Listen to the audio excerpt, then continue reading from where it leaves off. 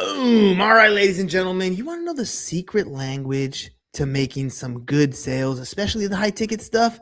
Then you're going to want to pay attention to this episode. Let's get this one started. Here we go. Shut up and sit down. Look, a business can give you everything you want in life: prestige, wealth, freedom. It can also take everything away from you. This show is for those who are willing to take that risk.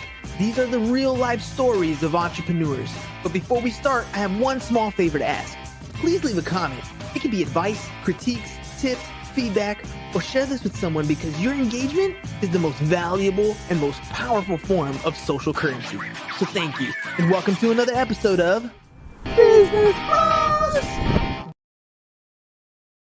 Bros. He's the master of language, a hypnotic influencer, and a sales strategist who turns conversations into conversions. If you're looking to scale with high-ticket masterminds or want to unlock the psychology behind persuasive communication, then this episode is for you. Let's welcome to the show, Mr. Paul Ross.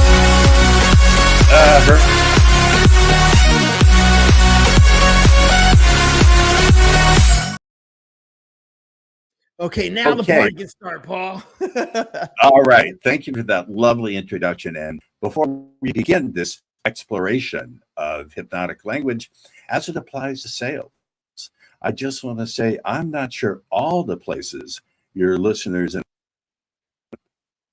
feel a growing focus. The more they think to themselves, I got to have more Paul, but that is taking place. I'm sure glad to be the guest on your show, over delivering value. Absolutely appreciate it, Paul. Sales is probably one of the most difficult things in business overall. There's so many people who have a skill set and they get into business because they're really good at a particular thing that they do. And they go out and they find their first client because it's family and friends. They go and get a second client, but then that third, that fourth, that fifth, it becomes very difficult if they don't have a certain skill set. Maybe they don't speak a certain way. Maybe they're not communicating their offer clearly, but they struggle to get that next client, and they build a business based on referrals, which sounds good, except it's not predictable when they should be building something that has a system in place. But maybe they're scared. How can you help me as an entrepreneur not be fearful of sales and speak in a way that maybe I can turn some prospects into clients? So that's two questions. Let's tackle the first one first. One of the ways that you can just totally remove the fear of selling is to understand, first and foremost, you're never selling your product or service. You're always selling decisions and good feeling about decisions. And in that sense, you're a decision service technician. And the other thing about sales is you're not just getting your ideas into the prospect's subconscious mind the way I teach it. You're also expanding their mind to include ideas and possibilities they never knew were there. In a sense, to reframe it, in a sense, you're giving them a gift. You really are expanding the possibility to benefit, to improve their life status. When you go and you're selling, let's say you're selling HVAC, you're not ventilation, air conditioning. You're really selling a home that people would feel welcome, and you're selling status. And in that sense, you're giving a gift. So if you can understand, you're never selling that product or service, you're selling decisions and great feelings about decisions. And by the way, all decisions are made on the subconscious level. We can get into that. And that allows you to redefine yourself as a decision service technician. If you're in service to other people, then there's no way that you using. The worst that can happen is they don't want your gift. That line, being of service to others, that was one of the number one rules in business we had when we first started this podcast. We would say that all the time, that your business's purpose is to make a profit, but your purpose is to be of service to others. And that's the way that your business ultimately is going to grow. But being in service and being able to provide a service is one thing. Speaking about it to a client that doesn't know exactly what it is you do or how they have an offer in place. I think when we talk to clients and we come at them with that feeling where I need to make this next sale, this has got to be my next client, it doesn't really serve the purpose that you're describing here. Because I know when you first get into the sales game, especially as a young entrepreneur, let's use a real estate agent for example. You walk into the real estate office and you look over at the guy who's been doing it for a long time because you want him to be your mentor, and for whatever reason it looks like all he's doing is getting referrals, and you think that is the way to do it. But there's been a process in place that kind of built him to the point where his clients are sending him people over. How does the guy who's just getting started become that veteran where it looks so easy? Go back and redefine something. So whether you're a veteran, whether you're just getting started, you need to understand that the currency of any kind of influence, persuasion, sales, even picking up women, wherever you want to go with it, is focus. If you can't get that person's focus, then you're not going to go anywhere. So if you want a system, have a system for creating focus right away, first and foremost, because your clients, your prospects, I don't care how smart they are, nowadays, they cannot focus. And for the following reasons. Can you see what I'm holding up here? I see a phone. People scrolling. So the average attention span today is probably 15 to 30 seconds. Guy, more mature silver fox, zaddy, as a younger generation likes to say. I remember when YouTube ads were 90 seconds and you couldn't click away. So your prospect has to have your assistance in being able to focus. The second thing, can I swear in your show? You go for it. It's bullshit that the first thing is your client has to know, like, and trust you. You need a system to get the client to trust themselves, because nowadays your prospects, your clients, no longer trust their own ability to make a great decision. They just don't, and for good reason. They've been burned before. They have too many options. A mind with too many options gets too confused to make a choice.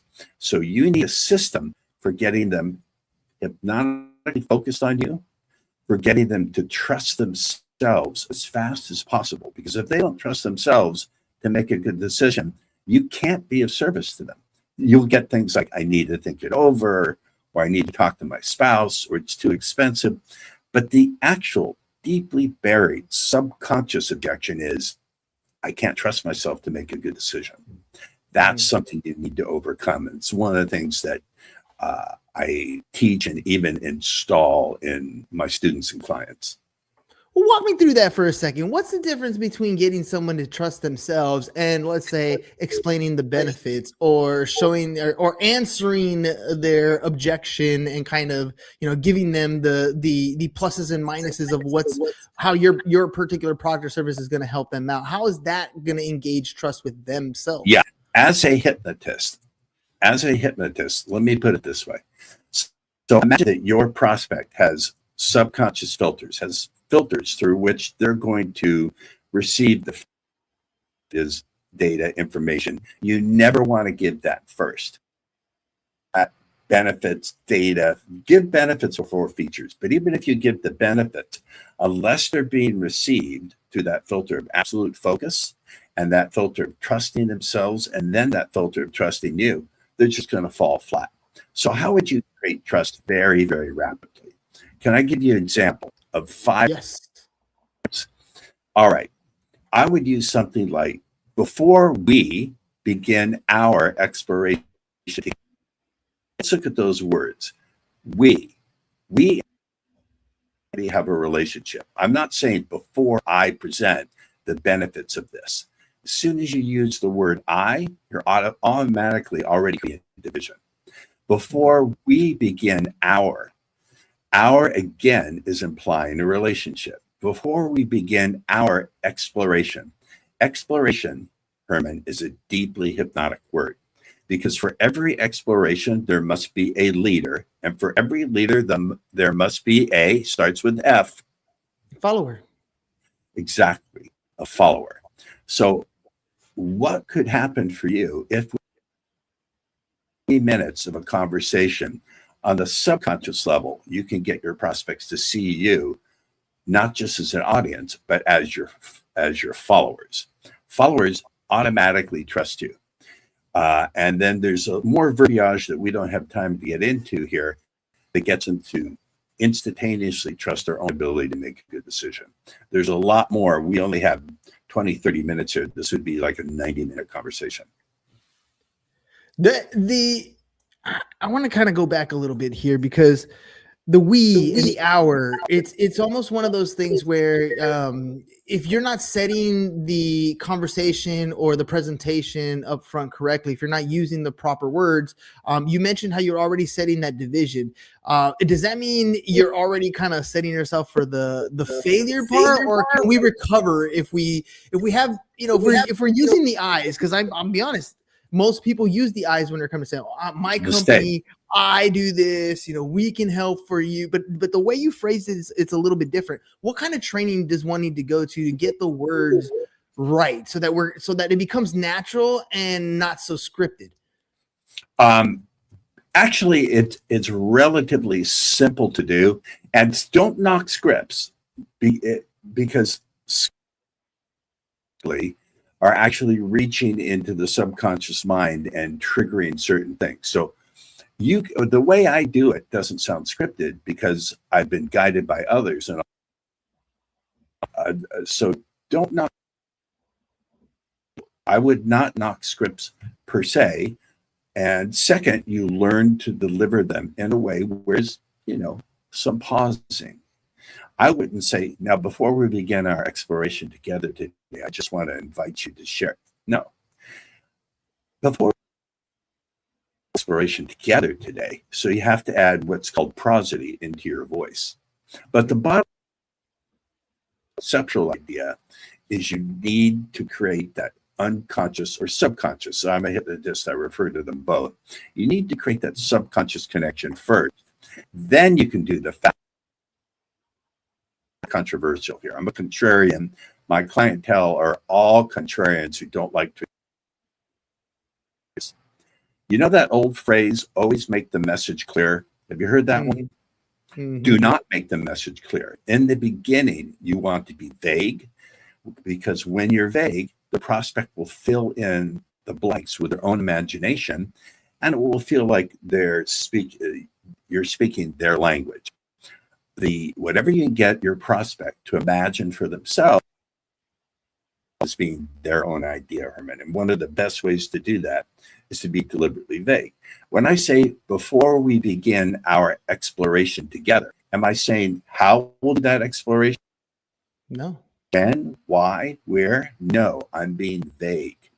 And any good hypnotic influence, persuasion, sale, there's a time to be vague, even a little confusing, and a time to be specific. When it comes to presenting your actual facts, figure, data, numbers, then you have to be clear. But in the beginning, be vague. Whatever you can get your prospect to imagine, perceived by them as being their own ideas, and therefore they will not resist them. In fact, they cannot resist them. So let me ask you, because we're at the beginning part where we're going to be taking these people on a journey. And when we're talking to clients, obviously, depending on the business model itself, some of them are going to be in person. Some of them are going to be like a Zoom call like this. Some of them might be on the stage, one to many. If I'm preparing myself, whether it's learning and internalizing these scripts so that they come out better, or maybe it's just writing down what I'm going to say, how does one approach? How do you set yourself up when you sit with a company and they're going to develop their presentation to sell a high ticket item? What are some of those things that you put into place with like a foundation or like a blueprint that you set up with companies to help them? The first thing I'm going to do is teach them the concepts. If you don't understand the concepts of how, and I don't want to say I'm a slave driver, but I work the people I work with, not work for. I work the people I work with pretty hard. They have to be participatory to climb on board with me. You have to understand the concepts. That's number one. Number two, some people are going to have a reaction to it, but screw it. This is hypnotic process, so they learn the right confidence. See, people are aiming for the wrong kind of confidence. They're aiming for performance, right, 1,000 times, so you have a reasonable prediction you'll do it right again. But when you're starting with something new, how can you have that? You can't. What you can have is acceptance confidence, meaning you accept you're going to screw it up at first, but more learning confidence. And you want to be invested in the process, but only interested in the sale. Let me give you a metaphor, Herman.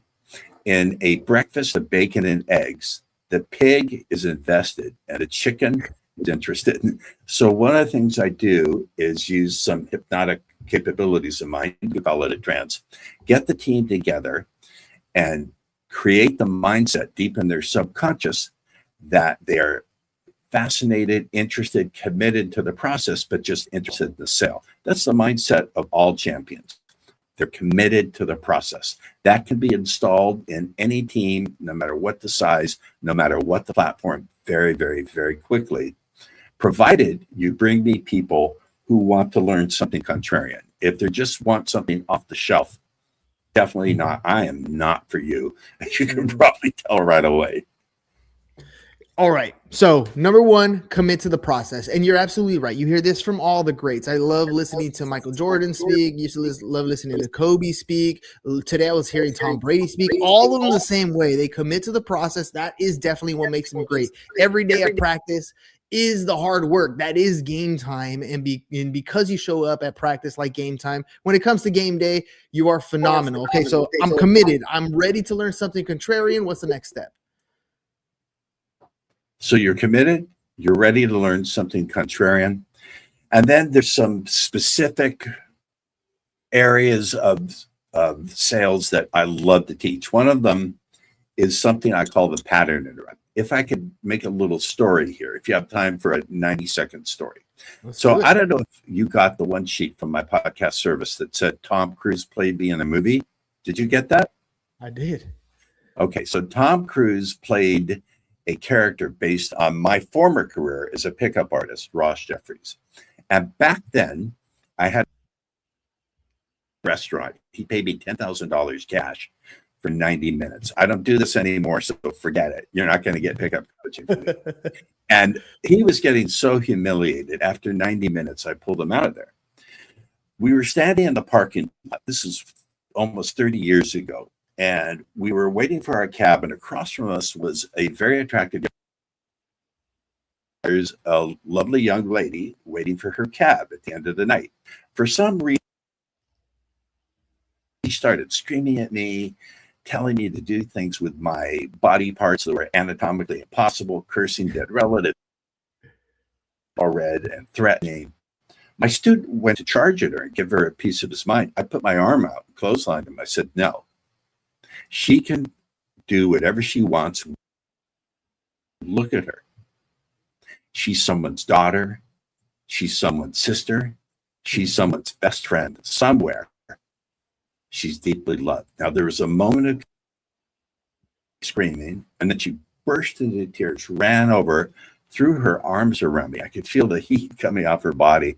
She said, no one has ever spoken so lovingly to me. I'm so took her from hate to love in a matter of 60 seconds. How did I do that? I interrupted her pattern. Herman, what was she expecting me to do? There were three possible responses that most guys would give to her. What were the three possible responses that she was expecting from me? I'll give you, number one was that I would yell back at her. Yeah, what were the other two? Walk away, maybe? Ignore it? Walk away and apologize to her. Three things. I broke her pattern of expression. I interrupted her pattern. So when we interrupt people's patterns, they become very, very suggestible. So if someone says to me, I need more time to think it over, let's play. I'm going to play. You tell me I need more time to think it over. Just say that. Paul, I need more time to think it over. Now, what typically the salespeople do, they'll say, I understand. What does it need to think over? Or, well, let's take a minute to think it through. Here we go.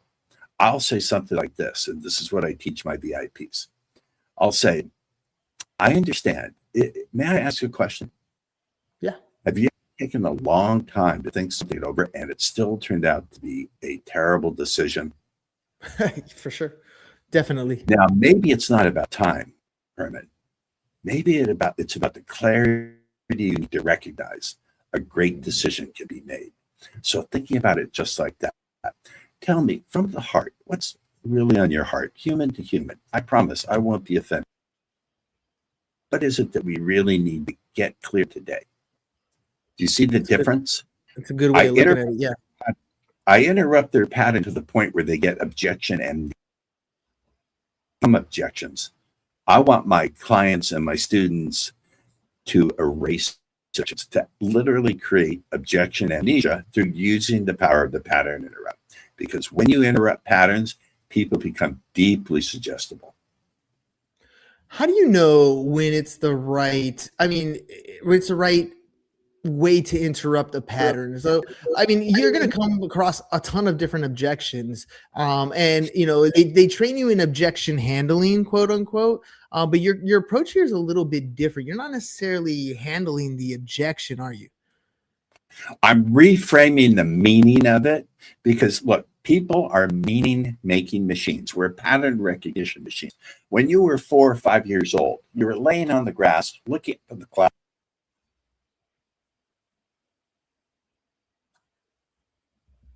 Oop, I think I lost your audio here, Paul. Can you hear me? Oop, I think there you go. You got me? Got you. There you go. You came back. Okay, So good. you were saying So I'm a kid laying in the on the ground looking at the clouds. yeah, you're looking up at the clouds and you're seeing patterns. We are pattern making human. We're pattern making, meaning making machines. We can't not do it. If I can interrupt the pattern, if I can redefine the meaning, then the prospect becomes very suggestible. Then I could lead them. So whatever objection is thrown my way, my algorithm, my way of thinking is, what is the real meaning behind the objection? How can I interrupt that pattern? And then what leads them to make a better decision? So let me ask you, because you know, oftentimes, and I'm kind of a stubborn goat myself, and there are times where you can't really change my mind, or one would argue, right? Like you're not going to get a prospect to change their mind. What's the difference between what we're seeing, what you're describing here, where we're interrupting their pattern, we're reframing something a little bit different, versus trying to get somebody to change their mind, quote unquote? Changing their mind, I'm accessing a deeper part of their mind. I don't try to change the conscious mind with reason, facts, data, activating a different part of their mind. The idea I want to get across to your audience, and this is very controversial, inside of every adult, people ask me all the time as a hypnotist, can make someone do something against their will? Technically, no, but most people don't have a will. They have, if you define will as a strong, one-pointed, determined, very few people have that. They have temporary wishes, desires that fled. There we go. We're losing you again. So, And we lost him. Uh-oh.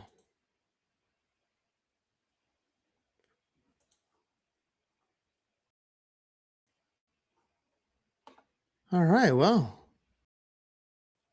what happened? We lost it here. So let me change my camera here because it seems we got all kinds of little errors.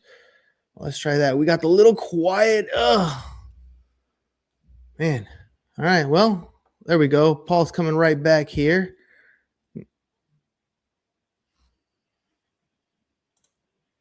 Paul, you there? yeah, I'm here. Could you hear me? There we go. There we go. Yeah. I don't know what happened. We lost you there. I don't know what happened either, but we're back on the air. Yes. Yes, sir. Yes, sir. Okay. Very good. Here on Ethernet, that should not have happened. All right. Can we continue? Yes. Yes. Go for it. Go for it. Okay. So as I was saying, I'm looking to activate a different part of the person's mind. I'm looking to activate their subconscious mind. You can't argue with someone's burn. They'll just come up with reasons and they'll feel like you're pushing on them. It doesn't work. Yeah. changing people's mind. Can't teach an old dog new tricks. It's definitely difficult if you're doing it at the front and in their conscious mind. So I love the approach that you're going here, going into the subconscious mind. Okay, so what's the next step? What happens? What happens next? How do I structure my presentation, or a little bit different? What am I doing here to make sure I can take full advantage of? I don't want to say they're subconscious. It's kind of weird when they say it that way, but make it in the sense so that I can gear them so that they understand what I'm looking for, and then get them in the direction to convert. All right. So there is a part of any sale where you have to gather information, correct? Mhm. You have to qualify, you have to ask questions, sort of like being. But what I want to do is first create the conditions where they're going to give me honest answers. Does that make sense? Because they may not. That makes total sense. They may be embarrassed to give you the honest answers. So I would use language patterns. And again, this is going to, I get it. I would say something before we share this exploration of what it is you're truly looking for in X. X is whatever. Would it be okay as we continue this discussion if I were to seek answers and a few questions? That may doing is we're now making it not I'm interrogating you, but you're sharing answers with me. What's the difference between asking and sharing a question? When I ask you a question, or you ask me a question, it's me doing it to you. When I share a question, that implies togetherness. That implies a relationship. So before I want to set the subconscious condition where the person feels like they're sharing inside of a trusted relationship. I know that's very airy-fairy, that's conceptual. Once I create that state, I keep going back to state because that's the important thing. Then we can ask the information gathering questions. But don't assume that your prospect feels comfortable sharing that. They may not know the answers. They may be confused. They may be afraid to look stupid. And they may not even believe they deserve to get the answer. It's definitely a tough thing to be in that sales game. But I like how we're talking here. We are going to that subconscious. We're reframing some of these objections. We're getting them in the place where they know that we're on this mission together, this exploration together. A lot of the vocabulary that you're using helps us maintain that we're working together as a team to get them to the success that the guest, I keep saying guest, that the client might be looking for, their ultimate objection. It just so happens that our product and service is going to help them get there, and you're kind of helping us align this journey together. What's the next step? All right. Well, then and only then do you present the actual mechanics of what it is that you do. Whatever it doesn't matter whether you're selling, I don't care, window installation, or you're selling software as service. Actual facts, data, figures, demonstrate your product if you need to do that. That's what you do. And then I don't even like the word close. I like the cognitive frame of you're going to offer the opportunity for them to take the next step. Does that make sense? I always go back to concepts before I teach the language. There's a distinction between closing and offering the opportunity. When I used to teach pickup, I used to say, I never approach a woman. I opportunity to connect with me in fun and powerful ways. And the opportunity for that. So yeah, that's why I'm sitting here alone, because it works. No, to all my many, don't fight over me.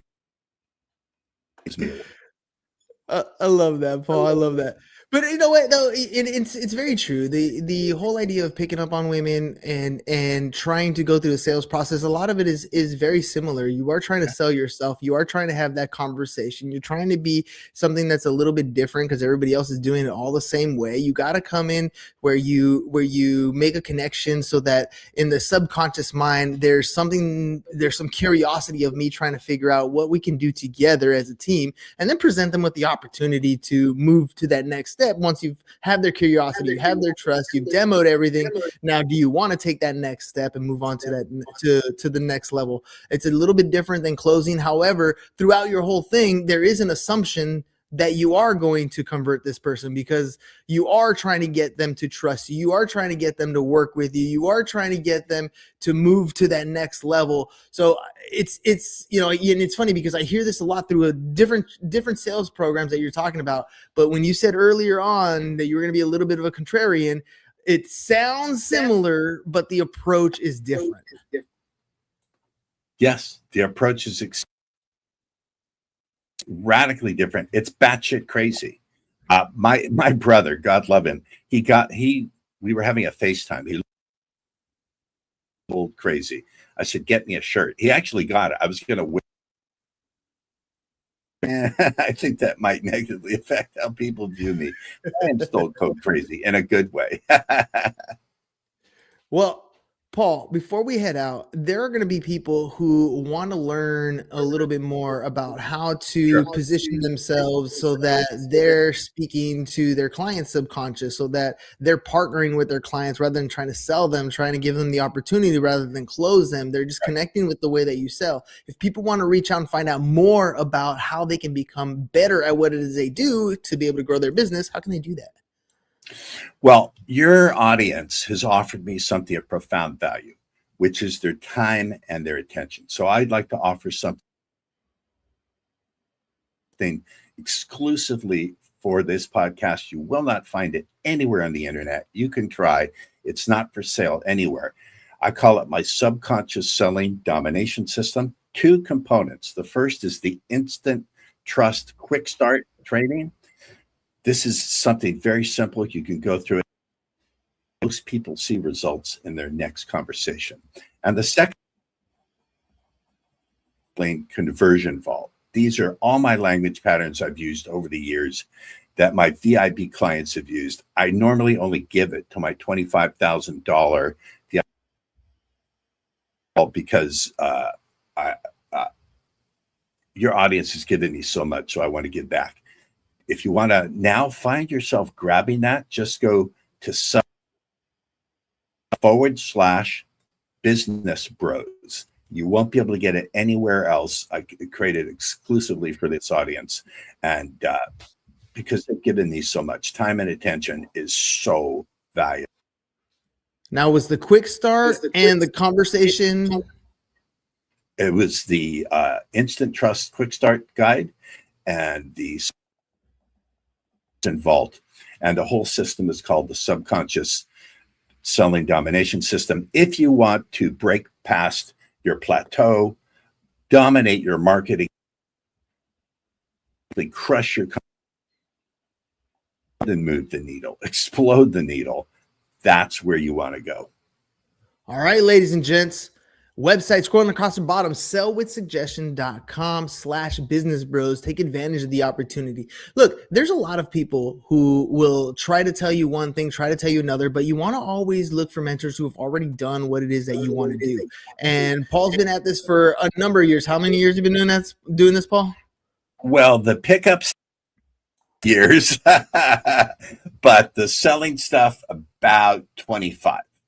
About 25 years, ladies. 25 years, ladies and gentlemen. See, you got me saying ladies on that first one with the pickup. Hey, it works, right? Sorry, I'm already spoken for by 5 different ones. There you go. Give it up. All right.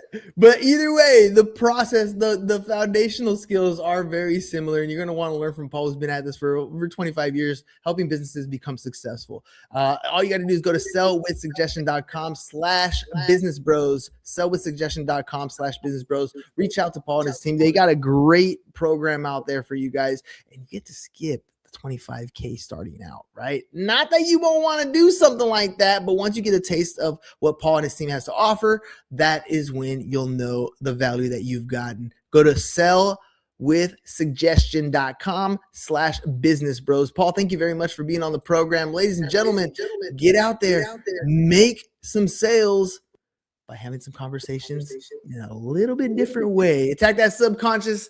Paul, thank you very much for being on the program. We'll catch you guys on the next one. Peace. And we're out. It's over. Excelsior. Go home. Is your business in need of marketing?